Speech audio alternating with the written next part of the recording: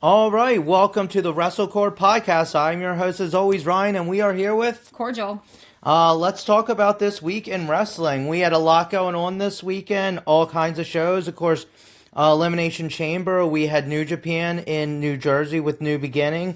We had AEW Collision, as we always do pretty much every Saturday. And first, I think we're going to go over a few of the news topics this week. Obviously, we had some Elimination Chamber going on. I did not get a chance to watch all of it.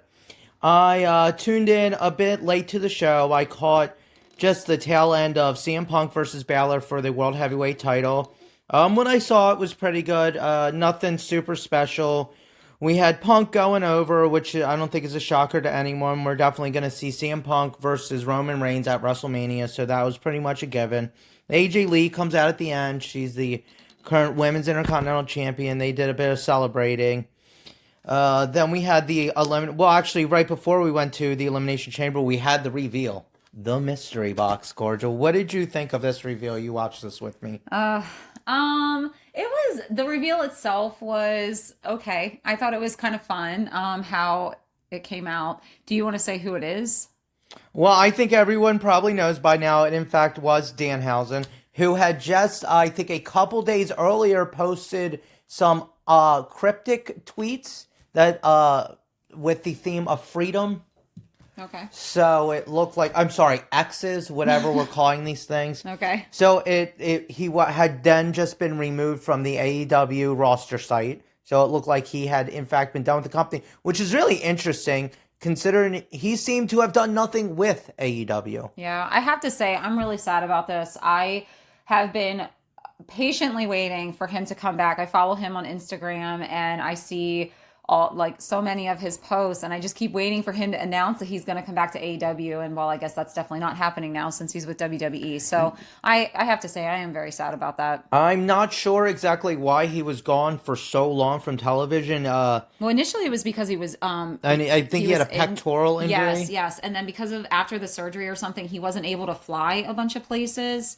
I vaguely remember reading that on one of his posts. I'm not sure. I think you see this a lot with AEW. They hire these talents. You see them a few times. There's a lot of hype in the beginning, and then they just fade away. I mean, I think of guys like Miro. I think of guys like Shawn Spears. Oh, yeah. Yeah. I think of guys like Joey Janela, and I think Joey Janela was actually sort of taken away because of a bit of backstage behavior. He's a bit of a wild man, as a lot of people may know.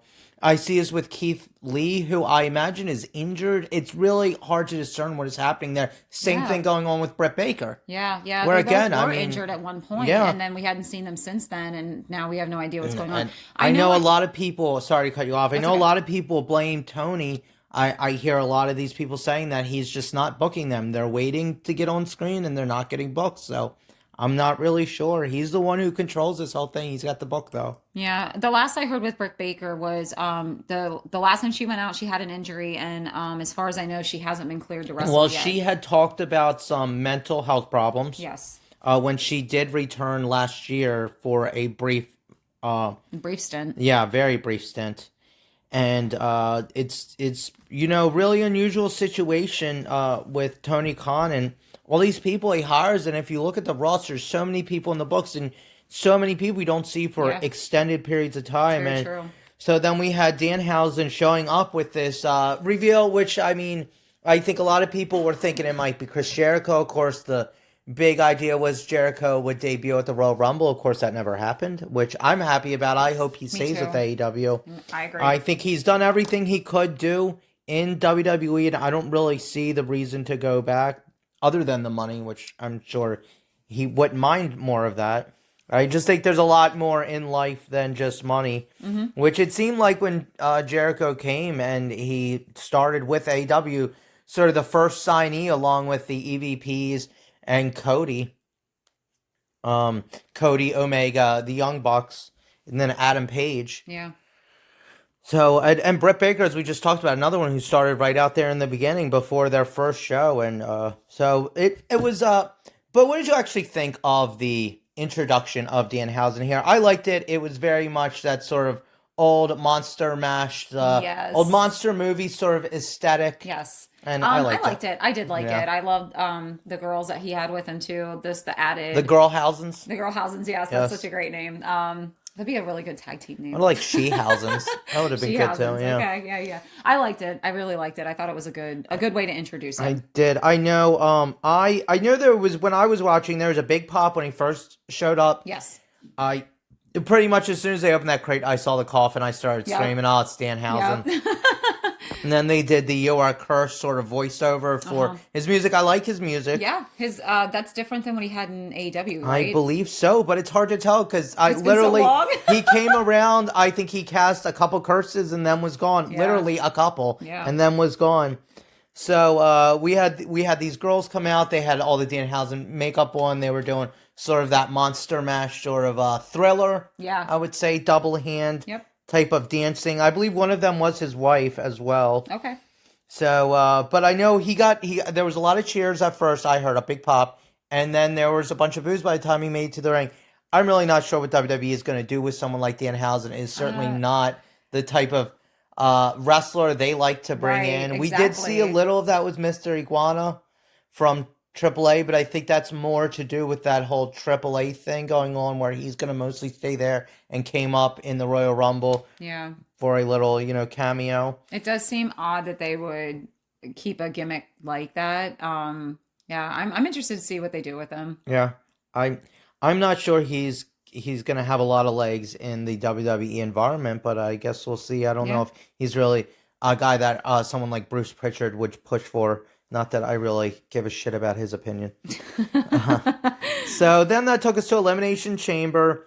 Of course, we had Cody Rhodes, Javon Evans, Trick Williams, Randy Orton, and Logan Paul. The Yeah, I agree with you. Oh, I'm sorry. We actually had LA Knight as well. Yes. I'm missing somebody here. I thought that sounded a little short. So we started out with Javon and Cody. The entrance would be Trick, Logan, Randy, and then LA Knight at the end. It was interesting at points. I did not see all of the match. Actually, some of it cut out. I was having trouble with my stream. But basically, what it ended up with was Logan Paul, Cody Rhodes, and Randy Orton in the ring. We see the Masked Man come out again. Of course, a Masked Man was revealed on, I believe it was SmackDown. And so this is a different Masked Man. He came in, attacked Logan Paul, curb stomped him. That enabled Cody to get the cover. 1, 2, 3. Logan's eliminated. The Masked Man unmasked to reveal, in fact, it was Seth Rollins. Of course, the guy that it seemed was the original Masked Man, at least how it seemed WWE wanted people to perceive the situation. You know, a lot of sleuthy fans knew that that did not seem to be the case by how nimble he was. So once we had Logan out of there, we get Cody and Randy. Suddenly, Drew McIntyre materializes with the belt, attacks Cody. Eventually Cody would get the upper hand. We get actually it was Randy who comes in, saves Cody, hits RKO on Drew. Rhodes hits a crossroads. Drew is essentially eliminated from the situation, and in the midst of this melee, Randy Orton is able to pull off an RKO, get the win. So it looks like he is going on to WrestleMania to face the WWE champion in Drew McIntyre. Yeah. So now will that be for WrestleMania? Does that determine the main event? Well, it is one of the main events. Okay. So as much as I can tell. Okay. Because I'm not sure if they're going to have one of the female main events headline night 1 and the male on night 2. You never can know. I can guarantee you night 2. I can almost guarantee you it is going to be Punk and Reigns. Okay. As that's, really your biggest match on the card thus far for the World Heavyweight title. But it looks like it'll probably be Drew and Randy. Okay. And maybe Cody. Or maybe some other multi-man combination thereof for maybe night 1.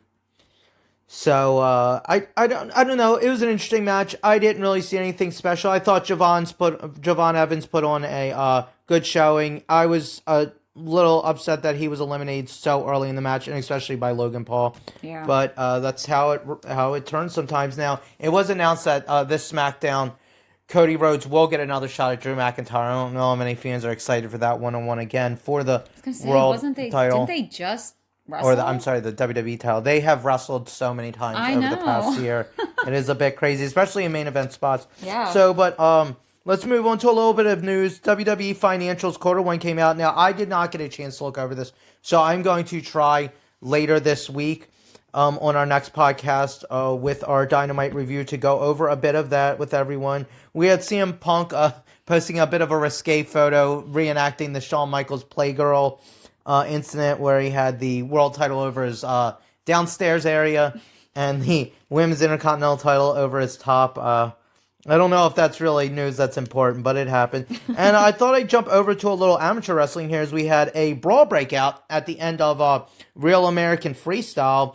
In the main event, you had Arman Sarukian and Giorgio Polis wrestling, and right after the end of the match, it turned into a brawl. Sarukian pushed Polis, climbed on top, nailed him with a shot to the face. The ring filled up with people that pulled them apart. We even had Colby Covington, who himself is no stranger to controversy, jump in. And I think people might think that these guys are going to be punished. I think with somebody like Eric Bischoff at the helm, he will probably love this, as he literally wrote a book that's controversy creates cash. So it's interesting. If you want to go back and look at it, folks, you can find it online. And that's a bit of our quick news segment here, and we're going to jump right into our review of Dynamite. Do you want to open it up for us? Sure, yep. So we had Collision. It was actually Collision. Oh, yes. So Collision from last night, February 28th, in Denver, Colorado, still in the Mission Ballroom. So we open up with Kevin Knight and MJF. This was pre-taped from Wednesday, after Dynamite. Yes, it was. So we start off with Kevin Knight and MJF. He comes out hot, only played the first three bars. Who comes out hot? MJF. Oh, well, you didn't say that. MJF came out hot. I mean, the show started, and immediately we had MJ's music hit. Yes. MJF music hit. Yes, but he had only the first three bars of the music played before he was saying, cut it, cut it, cut it. And he didn't even say, cut my music, like he normally does. No. So, no, he was a man on a mission. He very much was. And he was just hitting all of the right spots. He, at one point, is saying, what am I, some deathmatch indie bum? No, I'm a professional wrestler, the best professional wrestler on the planet. And then demanding that Tony Khan get his bony ass to come out and change the stipulation. And Collision doesn't even start until he does. So at this point then... Yeah, I mean, he came out and said the show isn't going to start until Revolution is rectified. So talking about the stipulation going on. He demanded this stipulation be changed. No shocker to anyone. Demands Tony Khan come out, but he does not get Tony Khan. Who does he get, Cordial? He gets... Kevin Knight. Yep. So we have Kevin Knight of Jet Speed, of course, 1/3 of our trios champions. Yes. Come out.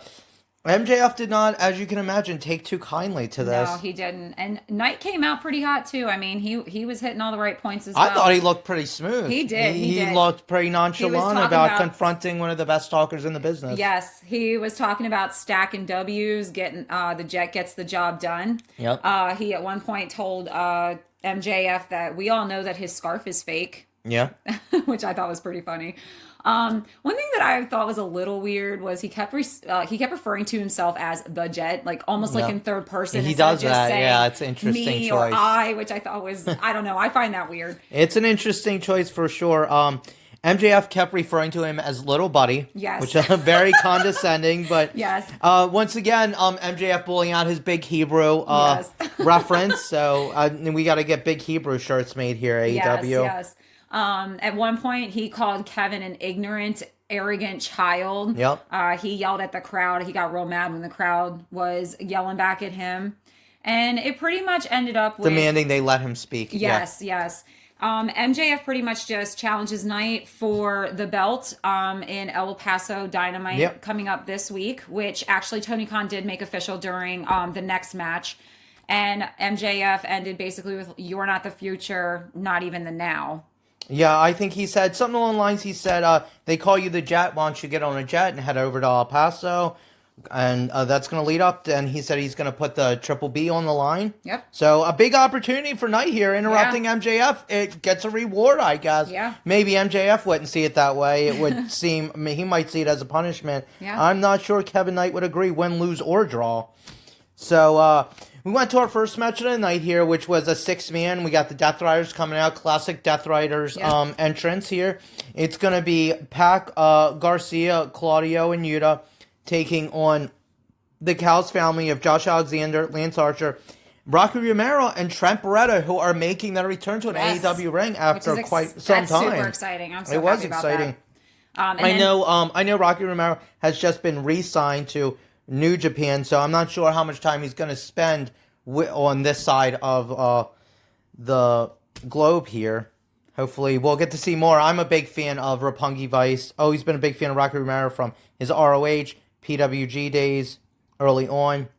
And so what did you think of this match? I thought this match was okay. It wasn't my favorite. I think so there was a lot of just a lot of back and forth. There was some posturing between Archer and Marina. Again, we got to see that, which was kind of nice. I don't know what's going to happen with this. Well, he actually threatened to she jumped on his back at one point here and almost got herself into a lot of trouble. And then we would get Lance Archer grabbing a hold of Wheeler Yuta and going for a choke slam, which you loved because it looked awesome. Well, no, because his beanie popped off. Yes. Oh yeah, I was going to talk about that a little later. But at the beginning of the match, we had Garcia and Romero. Garcia, I'm not sure exactly what was happening there. I don't know if he was trying to do like a fake. I don't know if it was just a spot gone bad. But it looked like he went to go do a drop kick to Romero, and Romero ended up just like falling backwards. So I don't know. It looked kind of weird. Maybe Romero trying to dodge, or maybe he thought he was going to take a bump there, and it didn't happen. Maybe. So Yuta then came into the ring to a bunch of boos, which I thought was really funny, and immediately was tripped up when running into the ropes. And then, yes, you already mentioned about Archer trying to take off Yuta's beanie, but then Yuta got really mad about that and bit his hand, which was funny. Yep. That was a little funny. He did in fact lose the beanie for a moment there. Yes, but he immediately wrenched it back on his head as soon as he hit the I actually glanced away and did not catch his shiny head there. Yeah, it was pretty funny. There was just a lot of works. There was Alexander at one point wrenching on Pac's ankle and kept trying to this whole time we did have Moxley on commentary as usual when he's out there. And, Archer's just a really big dude. He chops super hard. He kept chopping Pac in the corner. We had the Don Callis family doing a really good job of cutting off the ring there in the beginning. So, just a lot of really hard hitting. And then Trent and Romero at one point doing some really good tag team work, which you said, I think you mentioned they used to be a tag team. Well, I guess they still technically are every time they want to pair up. They're Roppongi Vice, Okay. Real big in New Japan. Yeah. So, I thought it was an all right match. Pretty good. A lot of back and forth. Nothing super special. No. Mostly a bit of world building there between this sort of Lance Archer, Marina Shafir kind of confrontation going on. Yeah, about the only thing that really stood out to me was the giant swing that Claudio did. Again this week. He only did a couple rotations, which I thought was really weird. He did this last week too, so I wonder what's up with that. But basically... Just keeping it short and sweet, I guess. I guess so. So... We had the Death Riders one by one clotheslining Archer, doing a ring around the Rosie, and then the Death Riders elbowing Archer in the corner.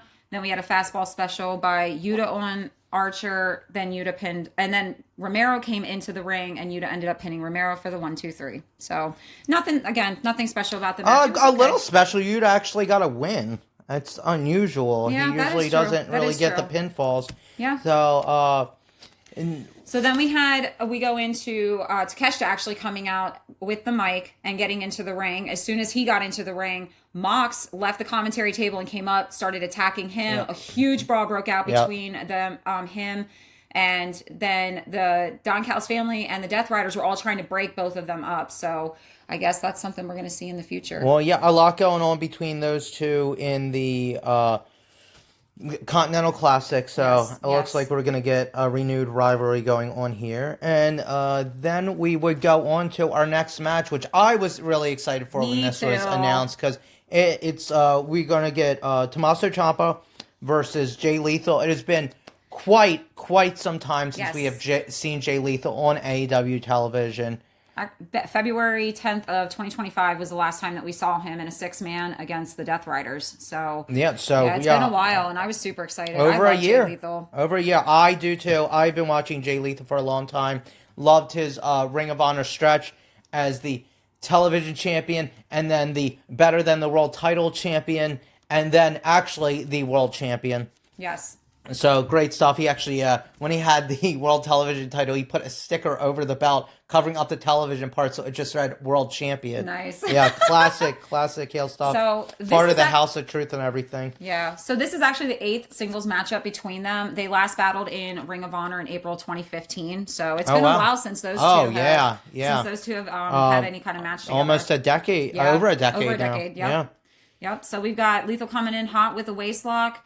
There's a bunch of shit talking back and forth, and then Ciampa actually slapped Lethal, which was, oh my gosh, they start slapping back and forth, and it is just so hard. Yeah, there's a couple lockup spots, then a lot of jaw jack, and then it was a bit of a slap fight. Really broke down there. Yes. Oh man. At one point, there's a wicked elbow from Lethal to Ciampa, knocking the spit right out of his mouth. A big back elbow, Oh my gosh, that was crazy. And then we had Jay Lethal hamming it up, doing the old Ric Flair strut there with the great. Woos, which is, of course, the Jackie Fargo strut. If you know, you know. Well, then we get the Swirl coming in, actually, and trying to... the Swirl accompanying Jay Lethal to ringside. Yep, so they try to come in and do some stuff. Lethal ends up throwing Ciampa out of the ring. So then Lee Johnson tries to knock out Ciampa, but misses. Then Christian tries for trying to knock him out. He misses, and then ends up knocking him out, too. So it was a lot of good spots, I think.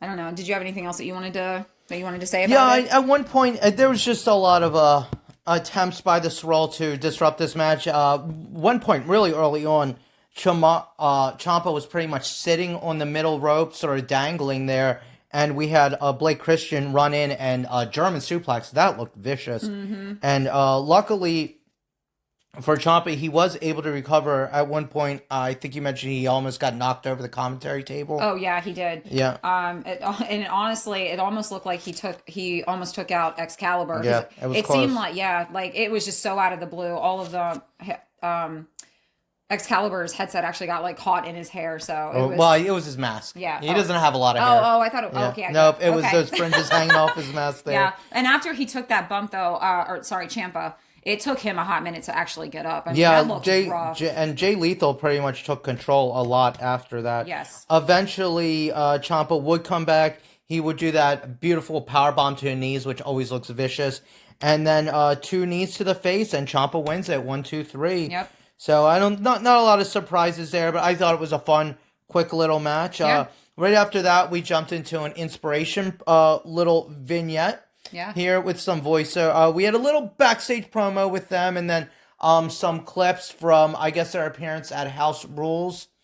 And so I'm excited to see them. And I think, they announced that they will debut for television next week at Collision against the Brawling Birds. Yeah, I think this is going to be great. I don't think that can disappoint. I'm not really familiar with the inspiration, so I'm excited to see how they do, especially up against the Brawling Birds, because the Brawling Birds have been doing a really good job so far. Great job this week, that's for sure, and we'll get into that a little bit later. So then we had an interesting little promo for Clark Connors.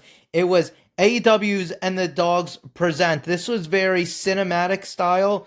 I would call it Miami Fight Club here. We had a bit of a Fight Club theme, but sort of a Miami, Florida type of theme going on. It was very quick. So I guess they're really trying to push Clark Connors, and he is in fact heading over here from New Japan, it looks like. That's exciting. And as we just mentioned a minute ago, we have the Brawling Birds coming up. So it's going to be the Brawling Birds versus Gypsy Mac and Tyra Rusami. Rusami? I guess that's how you say it. That's how I will say it. And this was a fun match. It was vicious. The Brawling Birds stayed on top of them this whole time. Yeah. Really taking it to them. I love their little tag team sandwich clothesline they like to do. And their opponents looked good. But, again, they were just pretty much a second thought in this match. Mm-hmm. And Brawling Birds picking up the win with their heart attack that they are calling the Two Birds. Two Birds, yeah. A little funky this week. It looked weird. Yeah, it was on the sort of kind of spine buster part of it, where as she brought her down, she sort of extended her out. It didn't quite come off very clean, but hopefully they have a bit more time to work on that. Yep. We then got a. I'm sorry. Go ahead. No, you bring in our next That's okay. part. Yeah. So the next thing we had a promo come in for the we had 4 teams, and this is for a 4-way $200,000 match in Tucson, Arizona. Did you catch when they said they're doing this? I did not catch I didn't that. either. I'm not even sure that they honestly said it. So we'll have to check on when that's going to be. But we had the Swirl, the Outrunners, Roosh and Drew Listico, and then Private Party. I'm so excited for Private Party being back. Oh, this is going to be great. I think this Another is going to be team that was fantastic. gone inexplicably for a very long yes. time. I know they were taking a bit of A break. time off. Yeah, Yep. which I don't hate. They were just gone for almost a year, right? Yeah, I it's think a it long was. time. It was a long time. So I'm excited also for them to be I think back. this is going to be a great match. The tag team division is really starting to look up. is. They just brought in the Swirl, which have looked pretty impressive so far. Yes, and the Rascals. Yes. Yep. So Yep. I'm excited to see how it goes. So moving on to the next match, oh my gosh, when they announced this last week, I was freaking out. I was so excited. So we have Proto Okada, which is such a fantastic name. Well, you're a very big Okada fan. I am. I absolutely love Okada. He was actually one of the first people that I ever got to see live, so that was fun. So we are going to so Fletcher comes out, and I just have to say, like, what the fuck is on his head? Do you like? I don't even know. I believe he was wearing that last week as well.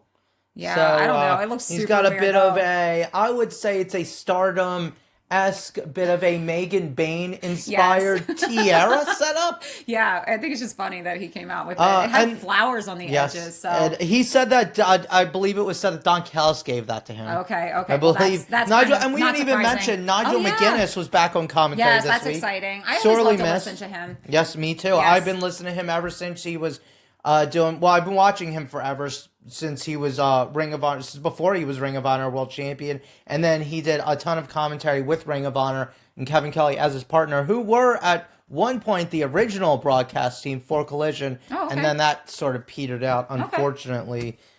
Kevin Kelly apparently putting his foot in his mouth, and a lot of people didn't like it, so there he went. So this is the tag team debut. Okada came out so handsome, looking like a badass. Oh my gosh, his entrance was awesome. His ring jacket was awesome. I just love him. So, and that's our international champion, of course. Yes. And we had, Kyle Fletcher come out first and he has now put the TNT title on a pink strap. What did you think of that look? I love it. Pink's my favorite color, so anytime I get to see that is awesome. Which I do tend to like Kyle Fletcher's outfits just for that reason.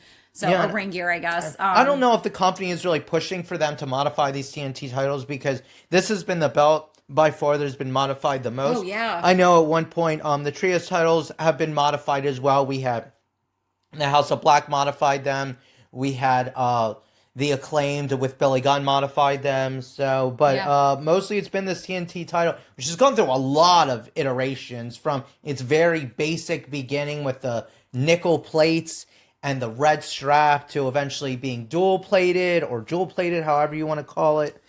And so I think it fits with his character. I'm not the biggest fan of them just messing around with the design of with the color scheme of the belts, but it's something that I guess the company likes, or all the champions like to do. I'm not sure. So we had, of course, back to the match though. Let me try to focus here. We had Proto Okada taking on Top Flight with Christopher Daniels at ringside. We had Don Callis on commentary, so also at ringside. Proto Okada was firmly in control of this match for most of it. Okada was right at the beginning was dominating. He was just cutting the ring. He did a really good job. Yep, keeping the men in his corner. Yep. We did have some interaction at ringside between Don Callis and Christopher Daniels. Okada was actually doing a bit more high flying than you necessarily see him do, trying to, I guess, keep up with what Kyle Fletcher was doing out there. It seemed to be a tiny bit of a game of one-upsmanship. That's at least what I noticed. Okay. Dante was taking a lot of the beating in this match. Eventually, he would go for the hot tag. Then Darius would take control. He would hit a fisherman suplex for a 2 count. There was a double team Angel's Wings. Okay. So that's Christopher Daniels' old finisher, but now done with 2 guys. I thought that was interesting and a great homage to their coach, as you might want to call him. Okay. At one point, as this match started breaking down at the end, we had Okada big boot, Christopher Daniels at ringside. That looked vicious. That guy can take a bump like nobody else. Then it was the Rainmaker to Darius. He tagged. He could have went for the pin there. He did not. Sort of just leisurely tagged off to Kyle Fletcher, who hit the Brainbuster for the win. And to no shock of anybody, Pro Okada taking the big W in their first match here. Yeah. Pretty good bout. It was. I liked it. I thought it was a lot of fun. And I really liked that Okada gave the finish to Kyle. Like, he literally put his hand out and said, he told Kyle, you finish it. Yeah, he offered it up. Yeah, so I thought that was great. I think that shows really fantastic tag work and just them together as a tag team. Yeah. So. Yeah, great continuity. Yes, thank you. Yeah, they would get on the mic after the match. Fletcher would say they're the greatest champions in AEW history. Yep. So whoever wants to step up. Yep. And we had Jet Speed come out, Mike Bailey, of course, and Kevin Knight, who we just saw earlier in the night. Yes. Bailey was on the mic. He said that he beat Kyle and Knight had beat Okada in the Continental Classic. So it looks like they suggested that Pro Okada get a third man and come after them for their trios titles. Yeah, so. And we got some bitch champs during that. And I thought it's really interesting that Knight is challenging both. He's not only just challenging for his trios titles, but now he's also challenging MJF. So I think that's... Well, we have the third member of Jet Speed Rodeo, of course, Adam Page, who is involved in all this other stuff going on. Then we have Kevin Knight involved with MJF. Of course, he was just involved with Swerve. A little bit of a feud going on there. Kevin Knight obviously turned off by the way he was referred to as by Swerve as the future and not the current. Yeah. At one point, I do want to mention that they called Kyle Fletcher's new pink strap, TNT strap, the Cow Udder pink strap. Yes. So that made me laugh. And a little job there. We would get a vignette after this, a recap of the Darby Orange and Kid Connor's dispute going on now. Yep. So, and then we'd have our first women's bout of the evening. Yep. Oh, I'm second. We had the Brawling Birds. So our first singles women's bout of the evening. And actually, I believe that was our only, yes. So, we would get another tag team bout later on. So we had the illustrious... Toni Storm. The timeless Toni Storm. Yeah, she came out with such a classic look. Looked absolutely awesome. Got that sort of 1920s bathing suit. And her hair was done all like the pinup girl. Maybe not 1920s. Maybe we'll pull it a little closer. 1940s bathing suit attire on. Very cute. It wasn't like all the way up to the neck. But and she would be facing Zeta Steel, who just recently joined Top Flight, taking sort of filling in for Layla Gray, who has been injured, unfortunately for her. I know that Layla Gray carries so much charisma. We've seen her live twice, and she really knows how to try to pull the crowd into everything. Yes. I was actually really excited to see Zeta Steel. I've seen her in a couple of matches. I think it was on Marigold. And I just love her personality and the way she is in the ring. So right, she carries herself, Yeah. She actually, giving respect to Toni Storm right off the bat, bows. Yes. And then goes in, and we get a nice handshake, very Ring of Honorable right there. And actually, she kissed Toni Storm after that handshake. So I somehow missed that. We had a bunch of Tony chants. No shocker here. They got into a bit of a shoulder block battle early on. And Zeta would actually take control early and hold control for almost all of this match. Very few spots for Tony here. And, of course, in Zeta doing a great tope suicida at one point. And eventually Tony would take over right at the end here, hit that big butt bump in the corner after wedging her tights. So wicked, man. You saw Zeta's head just snap back into the... Those things always look vicious. Oh, man. Yep. Then we had the Storm Zero for the win. Yeah, that was an awesome match. It was short, sweet, but so good. Yeah, it was good. And that is actually Tony's 7th win of the year so far. Nice. So doing good early on here in 2026. Oh my gosh. Yeah. I'm so excited for this part. Right after the match, we'd have Marina Shafir head out and immediately start attacking Toni Storm. Yep. Toni would best her here, eventually get her out of the ring, and then Wheeler Yuta not being willing to take... Oh, go ahead. You can take it. I see you pointing to yourself. I'll let you take over here. Oh my You're gosh. very excited for this I am. moment. This was so funny. So Yuta comes out, pulls Storm up by her hair, which I didn't like. That was very mean. But she pulls his beanie off and he runs away like a little bitch. Then Storm puts his beanie on and starts strutting around. Yep. It was so fantastic and so perfect. And the way he just ran away, oh my gosh. It's been 2 weeks now, but we got the payoff, Yes. folks. We got to see that shiny Yep. gold head. He can join the Ricochet Bald Club here. Yeah, it was great. And then that just ended with Marina on the apron just staring Toni Yep. Storm down. So I'm interested Giving to the death see. eyes. Yes. We'd very much so. go to a quick commercial here, and even on Triller, which we were watching, we had a Yes. commercial. We had several We had commercial a couple breaks of on. them, yeah, which is full interesting. commercial breaks here on Triller. Yep. And then we So, get 12-year-old Hook. Yes, so we get a 12-year-old boy heading in. Hook, maybe it should be Peter Pan. I'm not sure. Maybe. No, he's not as cool as Peter Pan. If you think Peter Pan is cool, hon. So we have Hook walking through the backstage, trying to recruit some guys. He runs into a random guy. His name was not mentioned. I do not recognize him. Asks him if he wants to join the Ops, where he shows interest, and then he tells him no and calls him an idiot. Not really sure the point of asking him. I guess just to besmirch him. Yeah. Use a William Regal word there. He besmirched him. Then he runs into Anthony Bowens, who, again, another guy like Max Caster that is on the roster and we hardly see as of late. Yeah. So Anthony Bowens himself asks, he states he has had Hook's back in the past and he'd like to have his back in the future. And called them best friends. I did not know that. They said they were very good friends, yeah. I was not aware of that either. Yeah.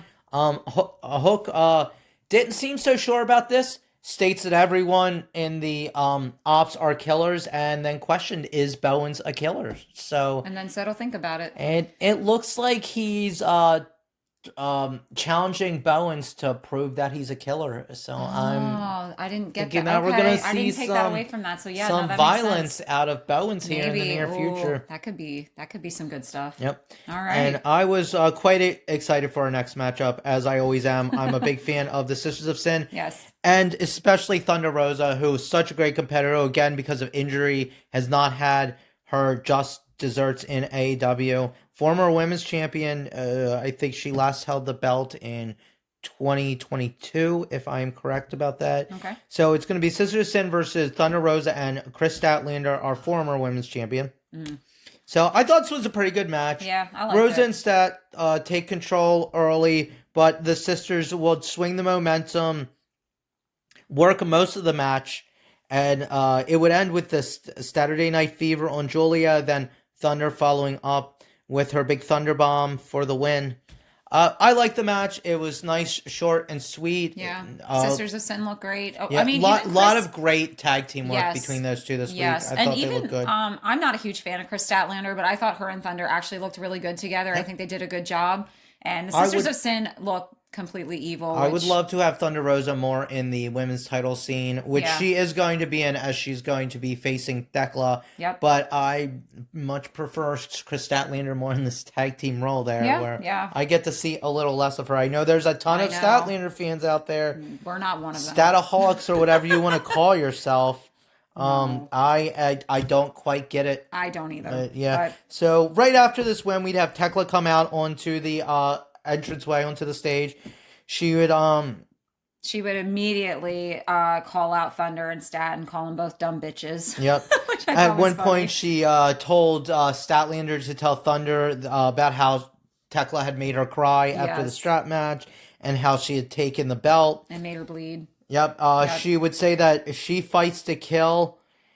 I think she said that she doesn't fight to win; she fights to kill. Yes. And she actually Thunder would kind of just looking at her through this whole thing is like, yeah, okay. Yeah. Okay. Oh, Thunder was fired up. I know. Yeah.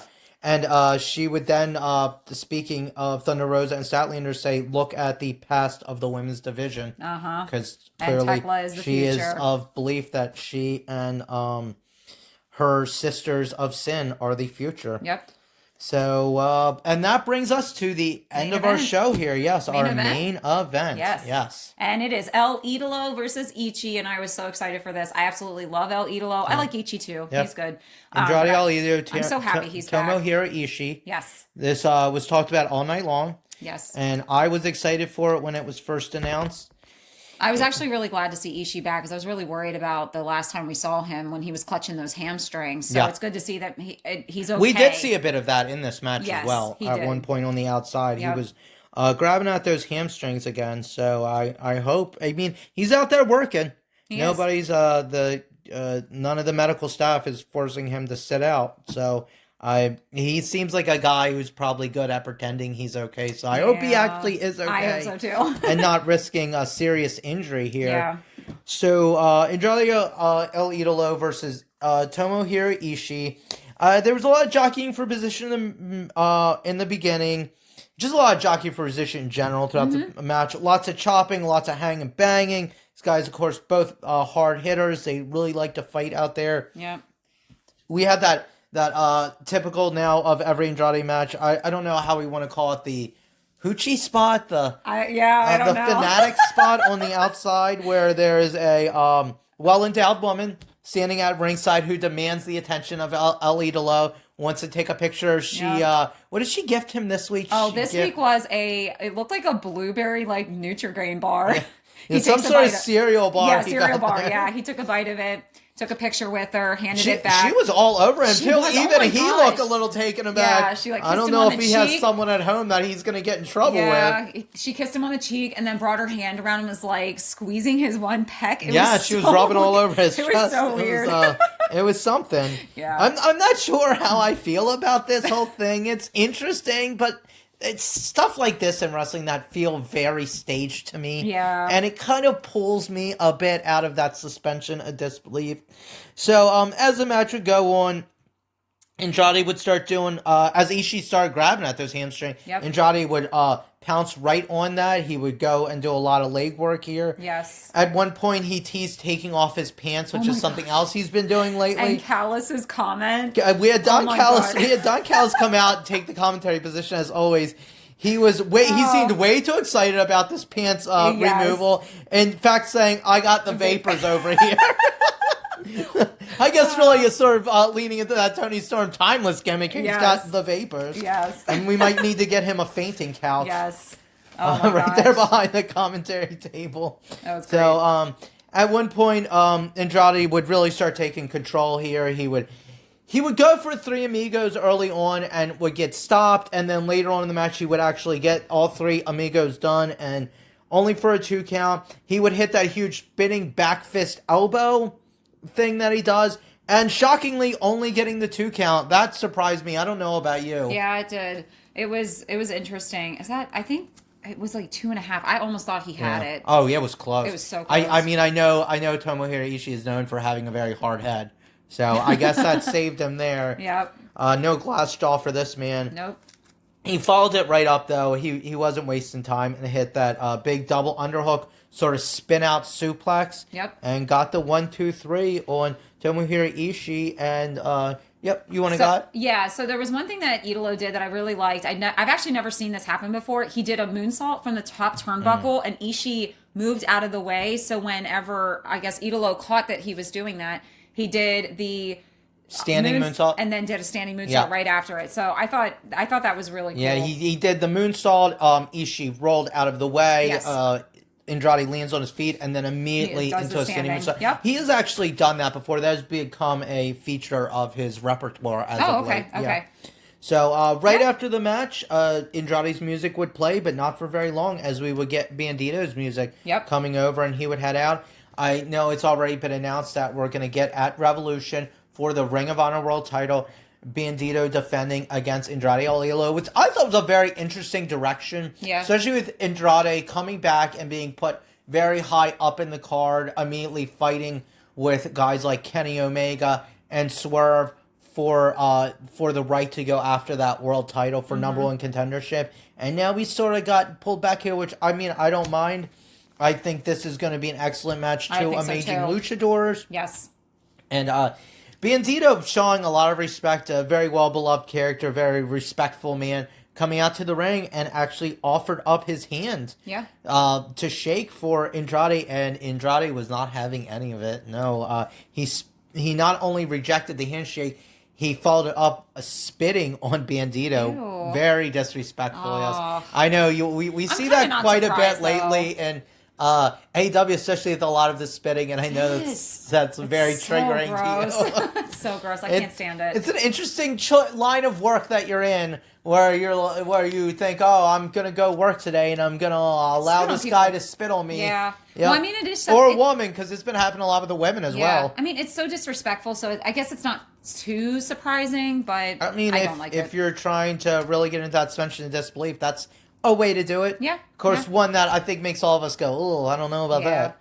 So, and that was the end of our show. It actually ended pretty quick after that, just sort of a close to black here. What did you think of tonight's yesterday's show? I really liked the show, honestly. The first half of it was kind of slow, I think. The matches were just okay. It wasn't anything great, but the second half of the show I thought was amazing. I think it really ramped up gears in that second half of the show. Yep. It was right towards the end of the first hour that we had Ciampa and Jay Lethal. And so that's it on our review of a Collision on I'm sorry, that was February 28th. And in Denver, as Colorado. we sit here on March 1st, reviewing it for you folks. Yep. And that's all for us here for WrestleCord. You can find us on YouTube /WrestleCord. You can email us at WrestleCord26@gmail.com. And you can also find us on Facebook at /WrestleCord. So we hope you all enjoyed the show, and we hope to see you again later this week. Yep. Thanks for listening, guys.